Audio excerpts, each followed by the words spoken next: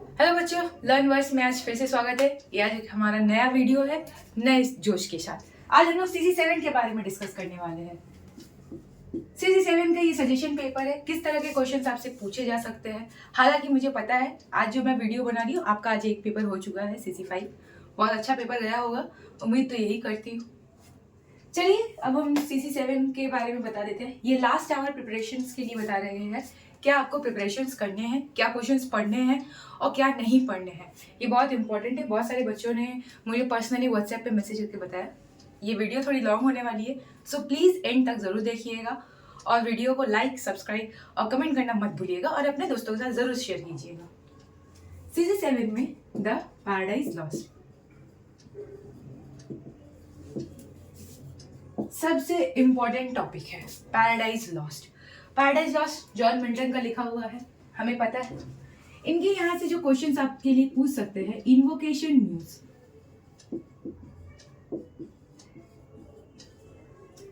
Invocation news line 1 से लेकर 26 तक जॉन मिल्टन ने डिस्क्राइब किया and he praises the invocation news. हम इन्वोकेशन म्यूज क्यों यूज करते हैं? पैराडाइज, कोई बड़ी एपिक जब भी कोई पोएट लिखते हैं वो इन्वोकेट करते हैं, वो म्यूज मतलब जो गॉड गॉडेसेस रहते हैं उनको प्रे करते हैं, उनको बुलाते हैं, उनको कहते हैं मुझे हेल्प कीजिए इस पोएट्री को कंप्लीट करने के लिए। ठीक है, दूसरा जो क्वेश्चन आपसे पूछा जाएगा, सैटर्न्स स्पीच। सैटर्न का 5 स्पीचेस पैराडाइज लॉस्ट बुक 1 में मौजूद है। आप रोल ऑफ सैटर्न ये दोनों ही कर लीजिएगा। रोल ऑफ सैटर्न भी बहुत इंपॉर्टेंट है और सैटर्न स्पीच भी इस साल के लिए बहुत ही इंपॉर्टेंट है। एज बिकॉज अगर आप सैटर्न का रोल कीजिएगा तो स्पीच तो आपको दिखाना ही होगा। अगर आप सैटर्न का स्पीच कीजिएगा तो इनडायरेक्टली उसका रोल भी बताना होगा। तो समझे ना, मेरा कहने का मतलब क्या है कि ये एक ऐसा आंसर बनने वाला है, 2 क्वेश्चन का ये अकेला एक आंसर बनने वाला है। दूसरा है बेल्ज़ीबब की कैरेक्टराइजेशन।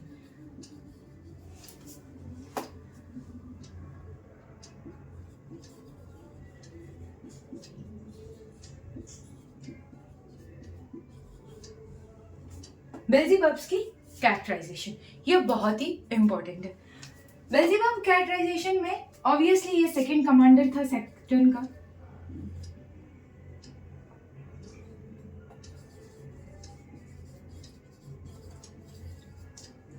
सेकंड कमांडर है ये हमारा सैटर्न का। ठीक है, तो ये बहुत इंपॉर्टेंट है।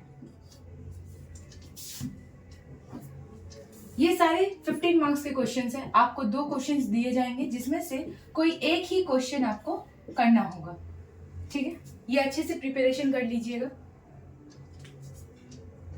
और एक इंपॉर्टेंट और लास्ट इंपॉर्टेंट जो क्वेश्चंस आ सकती है वो है आप स्क्रीनशॉट लेना चाहते हैं, इसका स्क्रीनशॉट ले सकते हैं। फिर मैं इसको मिटा के और इसका लास्ट क्वेश्चन मैं बता देती हूँ।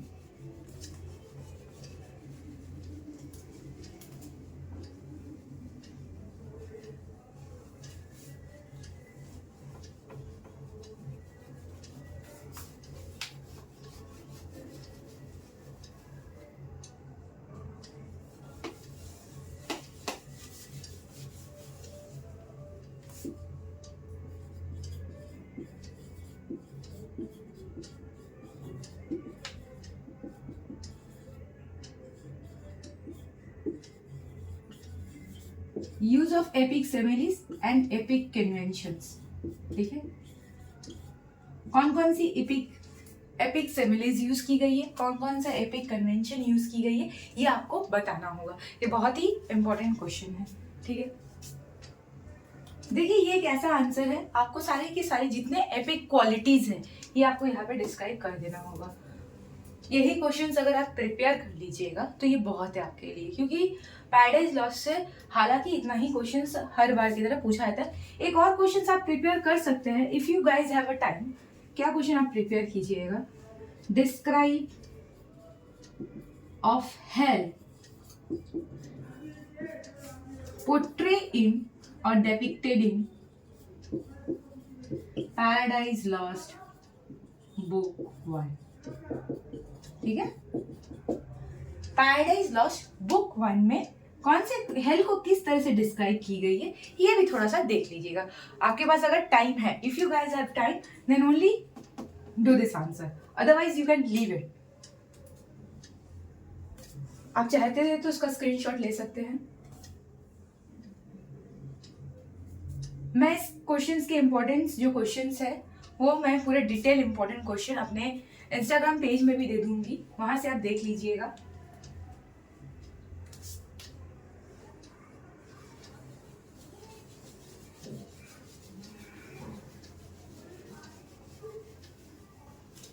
अपने दोस्तों के साथ वीडियो शेयर करना मत भूलिएगा, ठीक है। ये आपके शेयर करना हमारे लिए बहुत ही फायदेमंद हो सकती है। अब हम दूसरे टॉपिक में चलते हैं। जो दूसरा टॉपिक है वो है the Rape of the lock.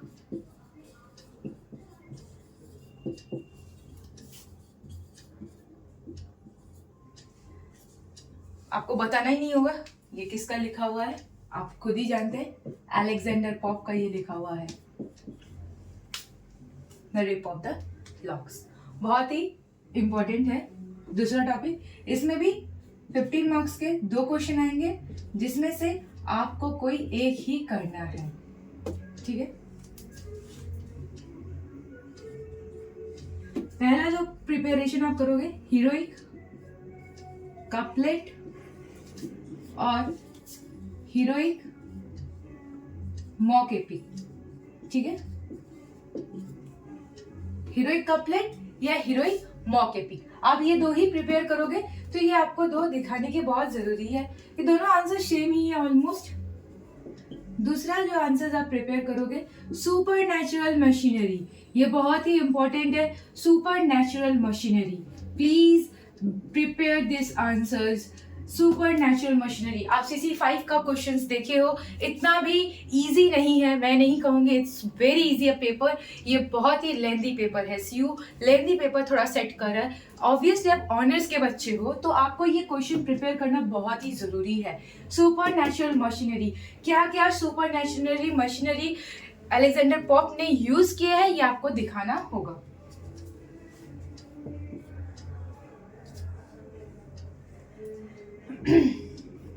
दूसरा बेलिंडा का रिप्रेजेंटेशन,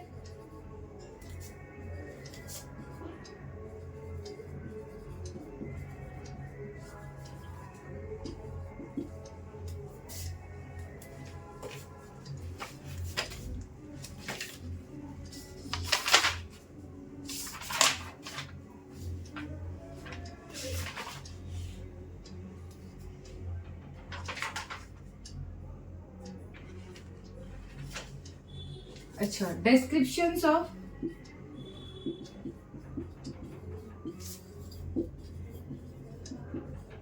बेलिंडा's टॉयलेट,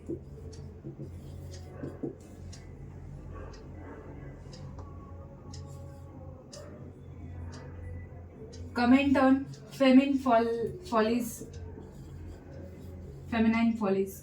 जो फेमिनाइन फॉलीज है, गलतियां है जो उनकी, उस पर आपको कमेंट करना। ये 2 बहुत ही इंपॉर्टेंट है। इसे घुमा के कहीं से पूछ सकते हैं, ऐसे पूछ सकते हैं, do you consider super the Rape of the Lock in the poetry Rape of the Lock Alexander Pope used super natural machinery, if you then justify your answer. इस तरह से वो घुमा के पूछ सकते हैं। So be prepared for it. और क्रिटिकल एप्रिसिएशन इस पोएट्री का कर लीजिएगा, चाहे पैराडाइज लॉस्ट कीजिए चाहे रेप ऑफ द लॉक कीजिए, आप एक क्रिटिकल एप्रिसिएशन कर लीजिएगा, ठीक है। ये इंपॉर्टेंट है, आप चाहते हैं तो उसको स्क्रीनशॉट ले सकते हैं। अब हम दूसरे टॉपिक पे चलते हैं बाबू।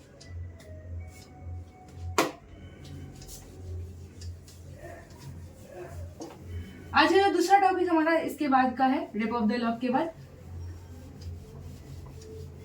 वो है डचेस ऑफ माल्फी।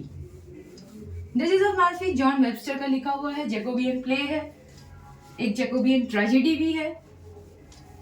ये बहुत ही इंपॉर्टेंट है।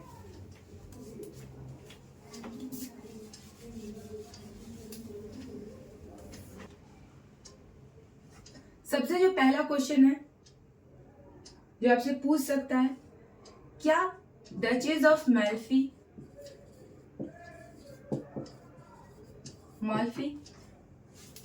एक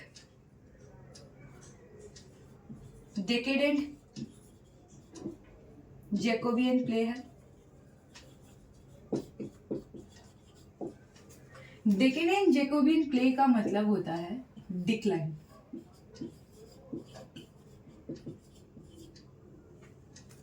ठीक है, डेकेडेंट जैकोबियन प्ले का मतलब होता है डिक्लाइन। किस तरह से ये प्ले नीचे की तरफ गिर रहा था। दूसरा, एनालिसिस ऑफ बोजोला। तीसरा, क्या आपको लगता है duchess of Malfi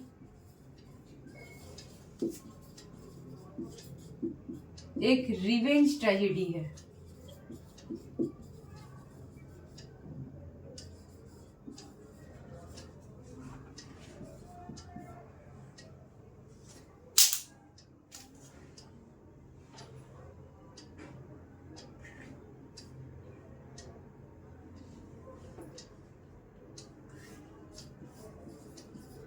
dramatic technique for safe zone कर लीजिएगा।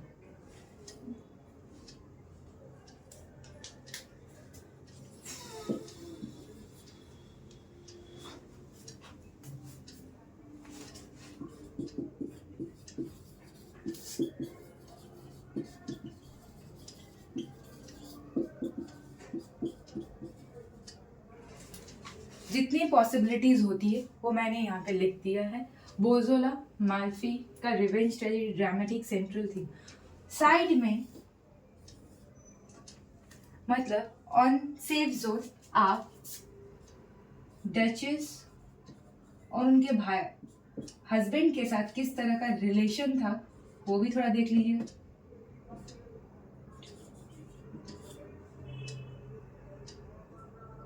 और डचेस और उनके भाइयों के साथ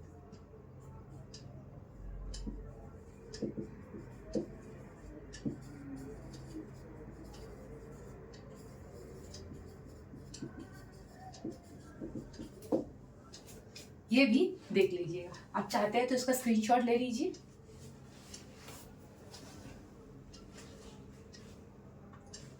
अब हम लास्ट टॉपिक आज की जाके चलते हैं, वो है द रोवर। द रोवर का जो कहानी है ये एक कॉमेडी है। आपके सिलेबस में एक ट्रेजेडी दी गई है और एक कॉमेडी दी गई है। एक रेस्टोरेशन कॉमेडी है और एक जैकोबियन ट्रेजेडी है।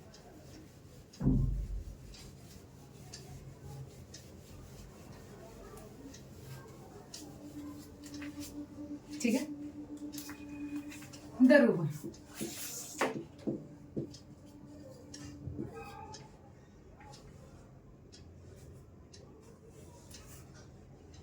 सबसे पहले आप एनालिसिस कर लीजिएगा हेलेना का। ठीक है, उसके बाद आप लोग प्रोलॉग कर लीजिएगा।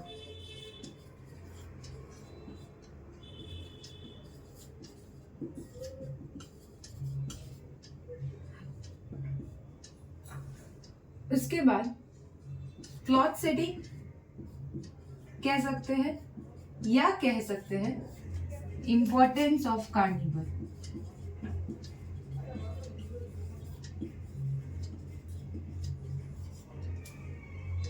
और लास्ट में फीमेल एंड मेल कैरेक्टर्स की एनालिसिस। कौन कौन मेल और फीमेल कैरेक्टर्स पर यहाँ पे मौजूद है प्ले में, ये आपको बताना होगा। आप चाहते तो उसका स्क्रीनशॉट ले सकते हैं। इसमें भी सेम पैटर्न है। आप लोगों का बाबू 15 मार्क्स के क्वेश्चन आएंगे, 2 दिया हुआ रहेगा, आपको कोई एक ही अटेंड करना होगा। ठीक है,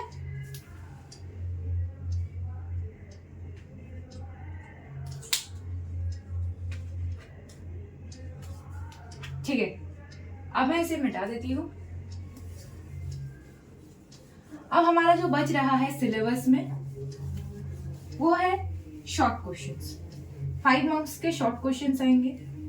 तो कोशिश कीजिएगा जो शॉर्ट क्वेश्चंस है वो टॉपिक्स आप बहुत ज़्यादा जानते हैं, डेप्थ पढ़ाई थोड़ी चाहिए होगी। जैसे आपको पता होना चाहिए कि पैराडाइज लॉस्ट में जो म्यूज थी, कौन से म्यूज को बुलाया गया था, first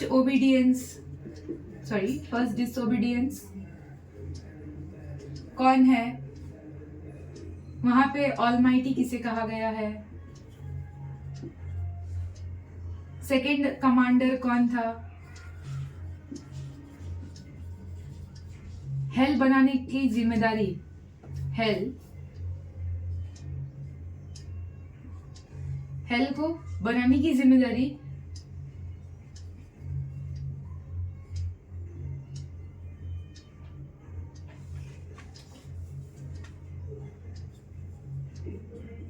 responsibility of making hell किसको सौंपा गया था? इसका आंसर है मालिक बर्ड। ठीक है, इसको सौंपा गया था। सेकंड कमांडर बेल्ज़ेबब है। ये आपसे पूछ सकता है लास्ट फॉलन एंजल्स के नाम बताइए।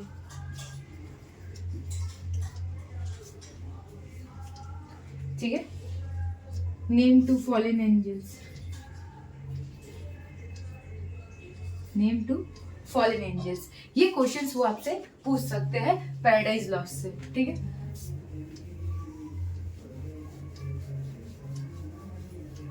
इस तरह के क्वेश्चंस ही अधिकतर आते हैं। रोवर में पूछ सकता है कि फ्रेडरिक की शादी किससे हुई थी,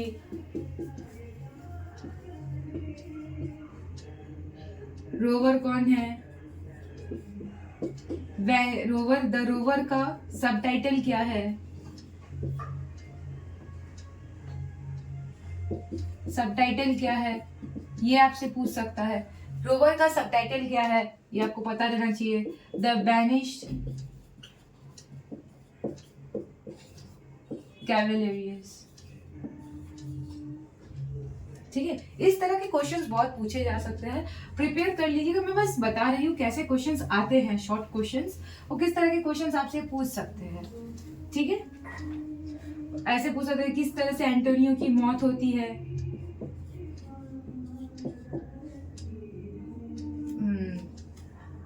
फ्लोरिंडा और हेल्रा के भाई का नाम क्या है, डॉन पेड्रो। ठीक है, तो ये सारे कैरेक्टर्स अच्छे से याद कर लीजिएगा। रेप ऑफ द लॉक में कौन बेलिंडा का लॉक्स काटता है, या बेलिंडा का जो सूट रहता है कौन रहता है, बैरॉन। ये कहानी के जो रियल आइडेंटिटी है एराबेल फॉर्मर।